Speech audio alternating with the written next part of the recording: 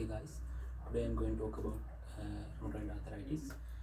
Before moving to the arthritis, let's talk about what is arthritis. So arthritis is the inflammation of the joints, which can lead to the conditions such as there will be pain, swelling, redness,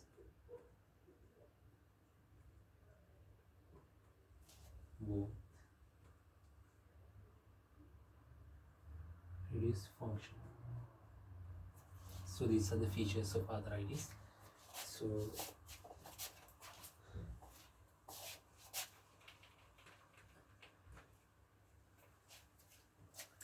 today's topic is rheumatoid arthritis. So rheumatoid arthritis, rheumatoid arthritis is the condition, rheumatological disease. That's a systemic disease which can affect the multiple joints. So the arthritis usually can be classified into two groups. So first one is inflammatory arthritis, second one is the mechanical arthritis. So rheumatoid arthritis is belong to the group of inflammatory arthritis. So osteoarthritis belong to the group of mechanical arthritis. So first, also arthritis can be classified into the another group, under another thing. So that's known as under the joint involvement. So in case of one joint is affected, that's known as monoarthritis. So more than one joint is affected, that's known as polyarthritis. So rheumatoid arthritis. So rheumatoid arthritis is the rheumatoid arthritis.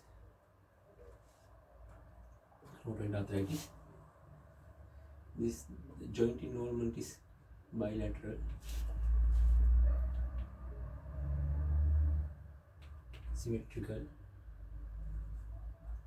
In case of rheumatoid arthritis, there will be joint stiffness is there.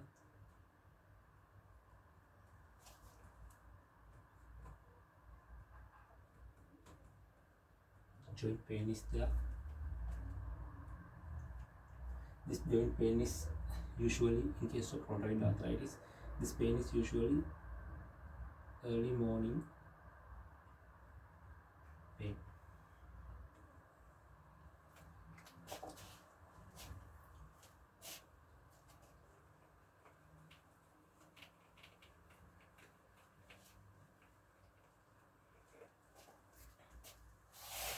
So let's move on to rheumatoid arthritis. So risk factors for rheumatoid arthritis. So the risk factors: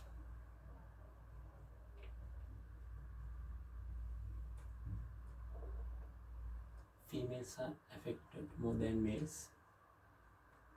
So there will be familial risk is there, genetic risk also there by the gene called HLA-BRO. So another modification factors are there for rheumatoid arthritis. So those are the smoking,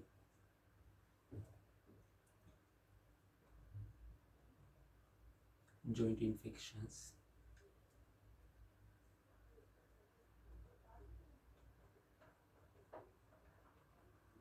joint injuries, and some bacteria.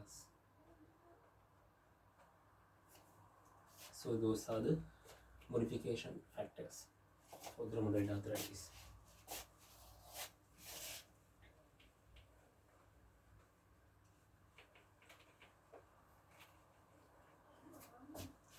So if we talk about pathophysiology, so before going to the pathophysiology, let's talk about what's the anatomical structure of the joint. So this bone,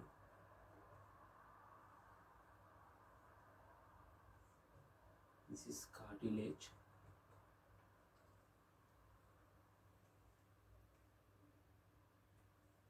this synovial membrane, this joint capsule.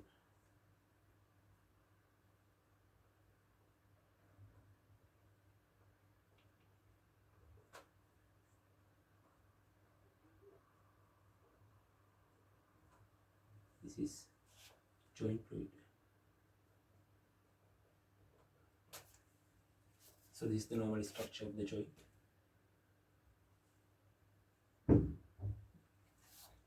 So let's talk about what's happened during rheumatoid arthritis.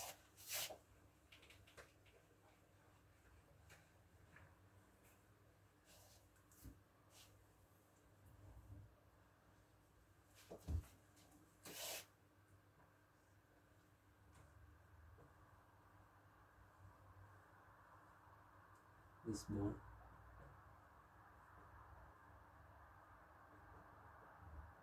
cartilage.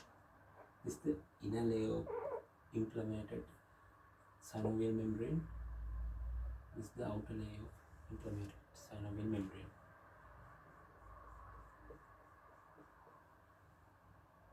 This is joint capsule.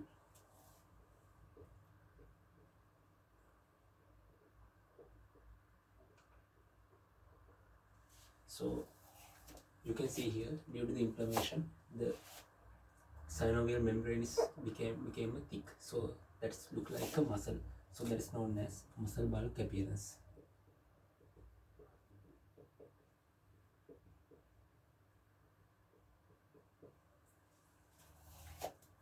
So this joint fluid.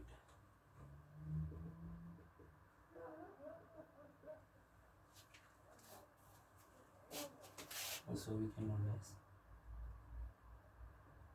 synovial fluid. So let's talk in detail.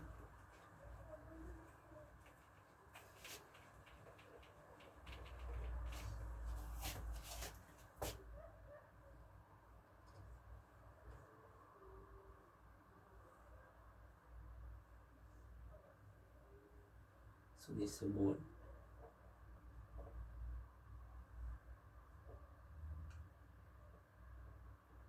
Cartilage is the inner layer of the inflamed synovial membrane. This is the outer layer of the inflamed synovial membrane. So in the synovial membrane there is a cells called synoviocytes. Those are the cells which make the synovial membrane. So in case of this rheumatoid arthritis, there will be macrophages. You can see macrophages in inflamed synovial membrane. So these macrophages can secrete cytokines such as TNF alpha, interleukin 1, interleukin 6. So those are the cytokines the macrophages has released. So these cytokines can lead to activation of these synoviocytes.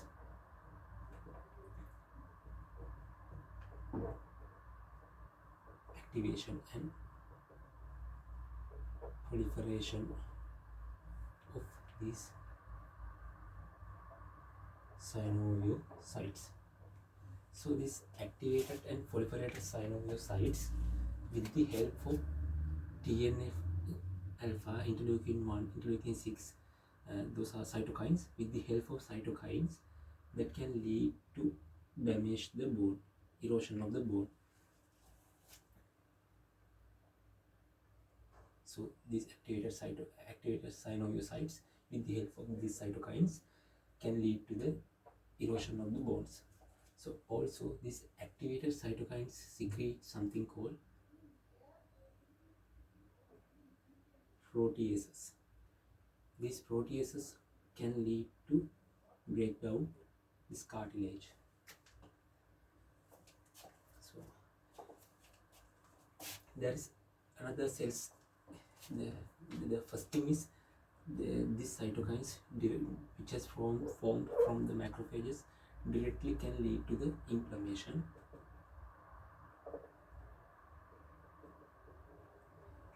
In the joint. So that's the first one. So second one, the second thing is that's lead to bone erosion. Third thing is that's lead to break down the cartilages. The fourth one is there is some cells called neutrophils.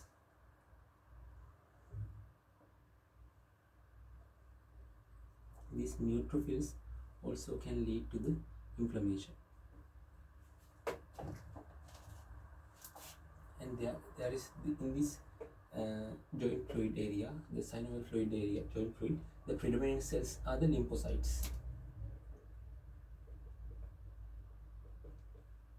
Due to the inflammation, these lymphocytes become increased. So during rheumatoid arthritis, in this joint, there is another thing is happening due to the inflammation. So that is known as angiogenesis. There is new vessels are formed. So these are the new vessels which has formed due to the inflammation. So that's known as angiogenesis. So the first thing is bone erosion. Second one is cartilage breakdown. Third thing is angiogenesis. Due to this new vessels formation, these cytokines can go to the blood via these new vessels. So, and these cytokines doing another important things that can lead to increased permeability of these vessels. So these cytokines, macrophages can easily get into these vessels and can go to the blood. So this what happened in joint. So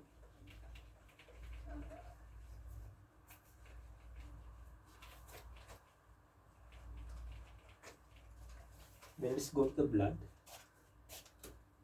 these cytokines via the newly formed vessels enter into the blood.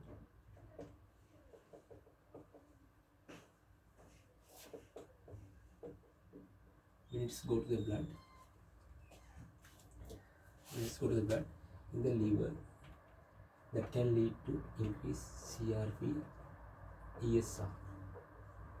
So when it is go to the muscles, that can lead to insulin resistance, which lead to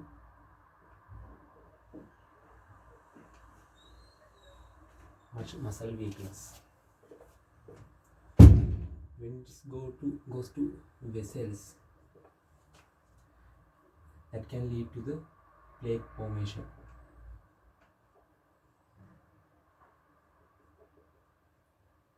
which results in coronary arteries. If plaques are formed in the coronary arteries, that can lead to myocardial infarction. If vessels are formed in brain vessels, that can lead to the stroke. So when it go to the skin nodules are formed.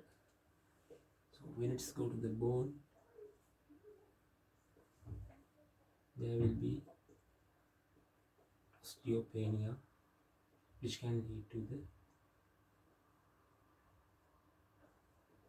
osteoporosis.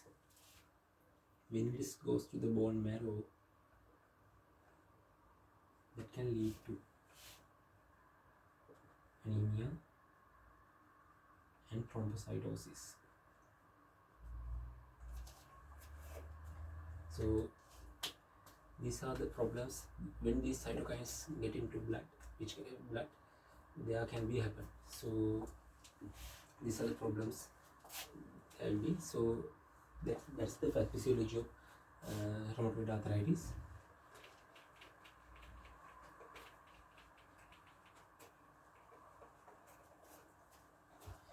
When we come to the clinical features can be classified into the articular,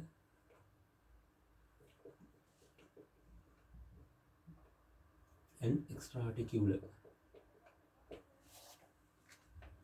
So first let's talk about articular clinical features.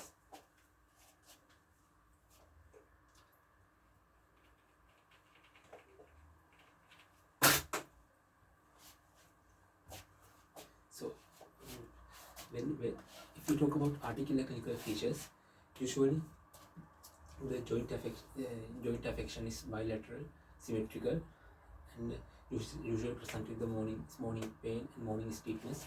This pain is worsening with rest. So usual joints are affecting is the metacarpopharyngeal joint and proximal interpharyngeal joint. Distal interpharyngeal joint affection is very rare. Distal interpharyngeal joint is affected in case of osteoarthritis, psoriatic arthritis, and other arthritis. So if you look at the joint involvement, metacarpopharyngeal joint is affected, distal interpharyngeal joint is affected, and wrist, elbow, shoulder, knee, ankle. These are the joints which is affected. So there is another deformities in hand. So if you talk about those deformities, there's first deformity is your ulnar deviation. So your ulnar side can be deviate. These fingers can deviate to the ulnar side. So that's known as ulnar deviation. There's another thing called Z shape thumb. So that's another two deformities are there: swan neck deformity and buttonhole deformity. In case of swan neck deformity, your distal interpharyngeal joint is flexed and proximal interpharyngeal joint is hyperextended. In case of buttonhole deformity, your proximal interpharyngeal joint is flexed and distal interpharyngeal joint is hyperextended. So that's swan neck and buttonhole deformity.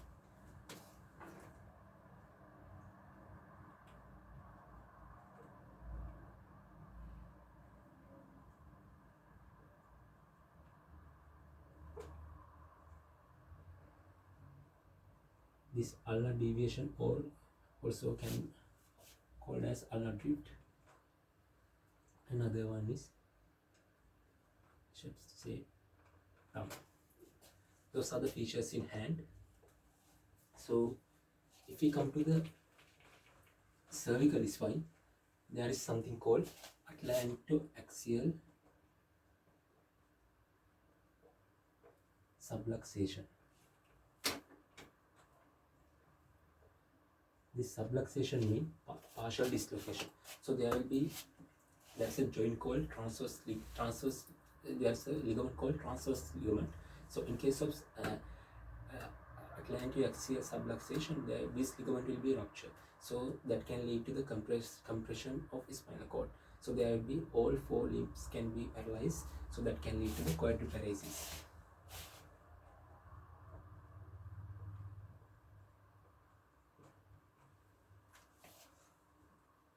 So if we comes to the soft tissues, so those are the articular features. So if we comes to the extra articular features, the first thing is soft tissues.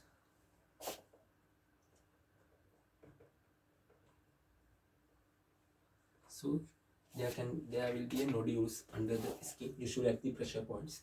So under the skin there will be nodules. The other thing is bursitis, inflammation of the bursa. Bursa is the structures which is located near the joint. So there can be inflammations that can known as bursitis. So other thing is tenosynovitis. So that's the inflammation of the tendons. So that can lead to the muscle wasting conditions.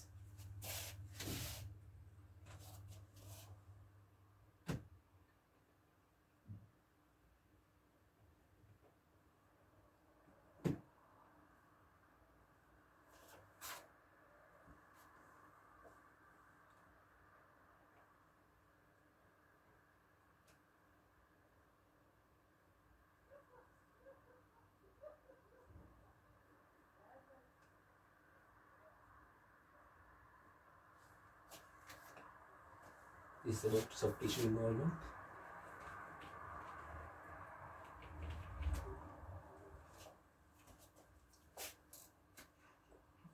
So if we talk about the lung involvement, so there can be also nodules can be seen in lungs. These nodules plus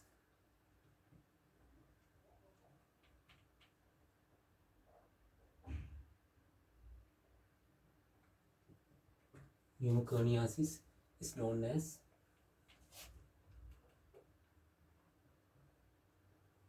Kaplan syndrome. There can be scarring and fibrosis can be seen in the lungs. So the other condition is fibrosing alveolitis. So the fibrosis can occur in the lower parts of the lung. So third one is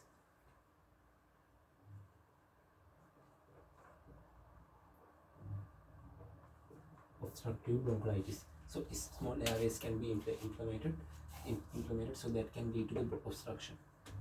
So last one is other one is infective lesions. So in case of rheumatoid arthritis, patients undergoing treatment for the tuberculosis, their immune suppression is there. So that can lead to the infective lesion formation.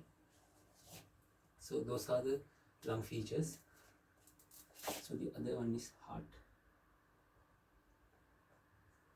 In heart, first thing in the heart you can see inflammation of the pericardium. So that's known as pericarditis.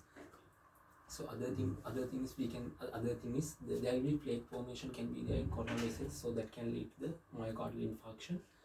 So and you also can see due to the inflammation of the myocardial muscle, there can be increased C-reactive protein levels in the blood, and those are and we can see Raynaud syndrome. Raynaud syndrome is the syndrome when your fingers and when your body parts are exposed to cold, that can become a whitish and bluish due to the constriction of small vessels. So that's known as Raynaud phenomenon.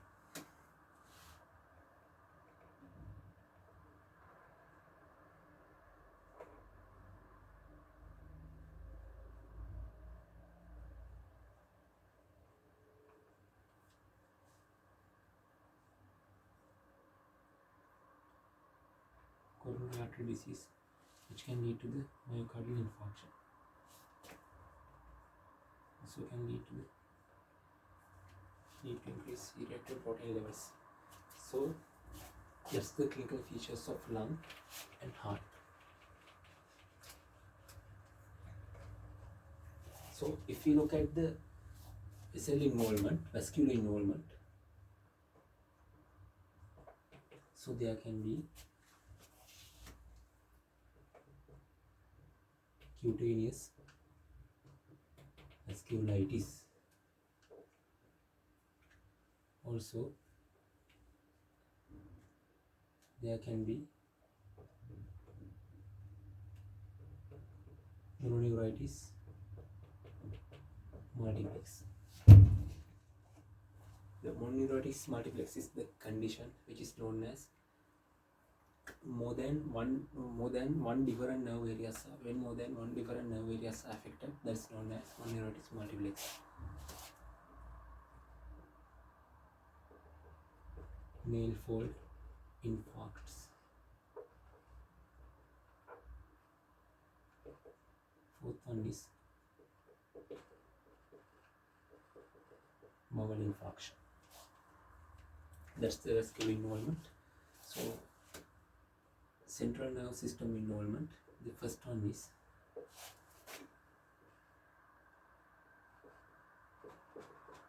compression neuropathies such as carpal tunnel syndrome. Carpal tunnel syndrome is the condition. There's something called flexor retinaculum. Under the flexor retinaculum, in your wrist, under the flexor retinaculum, there's a nerve called median nerve. So when this wrist area is compressed, so there will be pain, tingling, and numbness, and paralysis can occur in your hand. So that's known as carpal tunnel syndrome. Also here,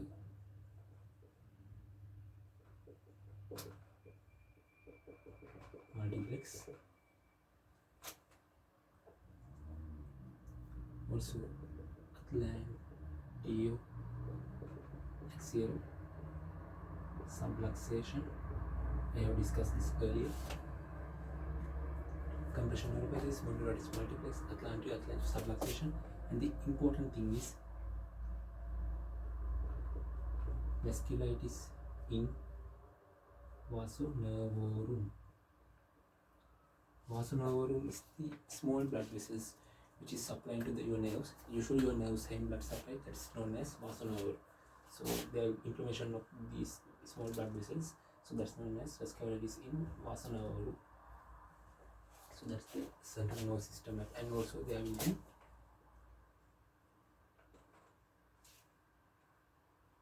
peripheral neuropathies, you can see. So that's the central nervous system involvement.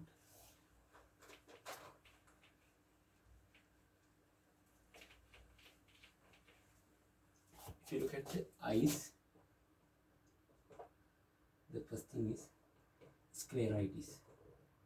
Scleritis is the condition known as inflammation of the sclera, and also episcleritis, inflammation of the episclera, which is called the sclera. There is something called scleromalacia. Perforance. The perforation of your eyeball known as scleromalacia perforance. There is something known as Zika syndrome. There's a symptoms known as Zika symptoms. Dry eyes and dry mouth. Those are Zika symptoms. So if you look at the kidney, there's some abnormal proteins called amyloid.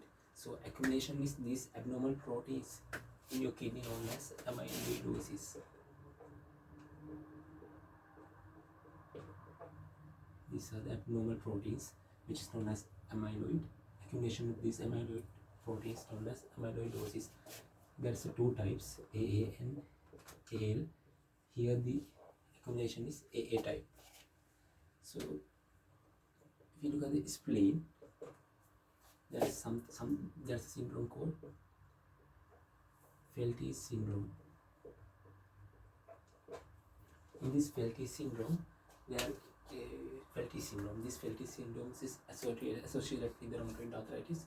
Here what happens is there is a splenomegaly, condition known as splenomegaly, enlargement of the spleen. This splenomegaly can be massive splenomegaly, that's known as hypersplenism. So there will be pancytopenia. Pancytopenia is the condition. All three cell lines can be decreased.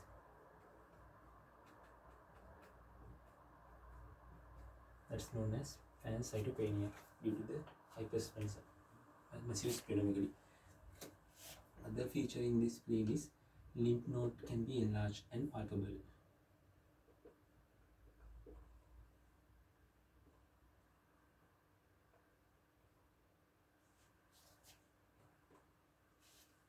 Near the distribution of the joint area.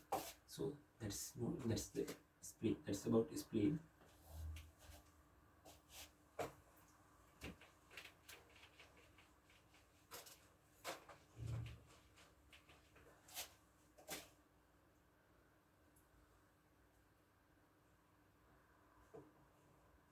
If you look at the blood, there will be anemia. This anemia is belong to the group called anemia of the chronic disease. So here the anemia exactly you are going to get is non-chronic normocytic anemia, and other anemia is the non-chronic normocytic anemia. Other anemia is the iron deficiency anemia.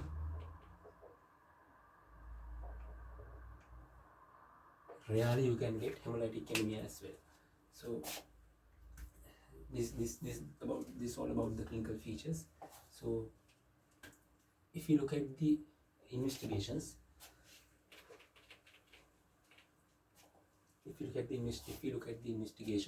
so in investigation, first we look at full blood count. So there you can see anemia. So the second feature is rheumatoid factor, anti-CCP, ANA, anti-nuclear antibody. This rheumatoid factor can be present in 70% of cases.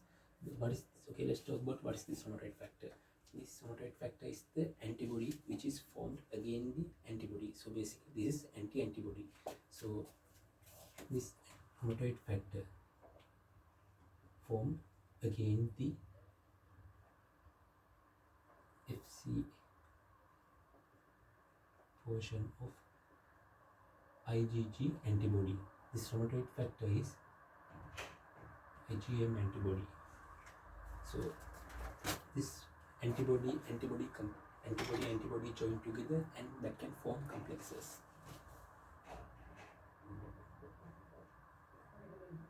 So that can lead to activate complement. So that lead to inflammation. So anti-CCP, this presence of this rheumatoid factor doesn't confirm the diagnostic for rheumatoid arthritis. That can present in any other illnesses as well as normal blood this can present, and the presence of rheumatoid factor can be the there will be the get idea for worse prognosis, and there will be more joint damage, worse prognosis, more joint damage, joint destruction can be there. So anti-CCP is specific there. This anti-CCP is specific than rheumatoid factor. So presence of that mean there will be more joint damage, more joint destruction, and worse prognosis. Bone erosions can be there. We can predict bone erosions. So ANA means anti-nuclear antibody. That's the marker, another marker of inflammation. So that can present in 30% of cases. So other investigation is the bone X-ray. So by the bone X-ray you can see bone erosions,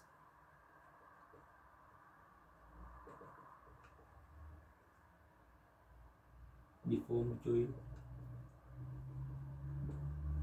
joint and unstable joint, and also you can see soft tissue, sorry, those are the X-ray, and also you can do something called joint fluid aspiration. There you can see the predominant cells are the lymphocytes. So that's all about the investigations.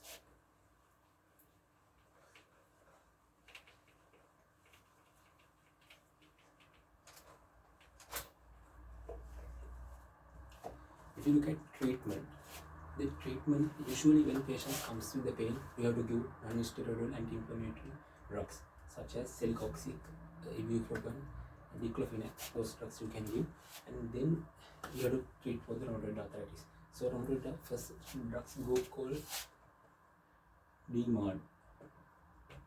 This is disease modifying anti-rheumatic drugs. This is the group for the rheumatoid arthritis. So first drug is methotrexate. The second drug is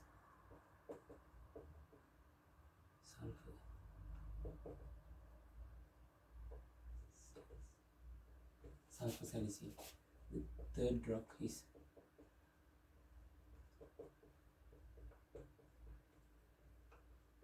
hydroxychloroquine.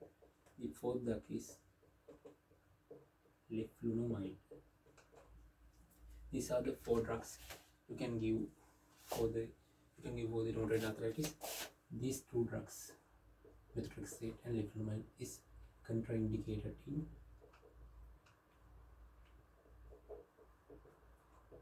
pregnancy. So that's another drug group called biologics. So what is that doing is that can lead to inhibit the cytokines at the different levels. So biologics. First one drugs for biologics is anti-TNF alpha antibody. So drugs are the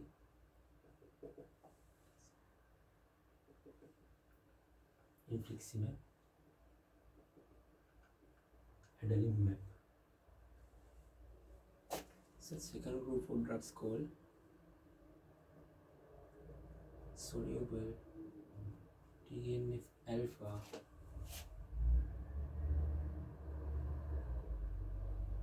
receptor fusion proteins. Those are known as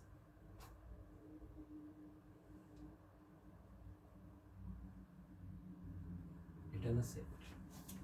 So another group of drugs known as interleukin 1 receptor inhibitor.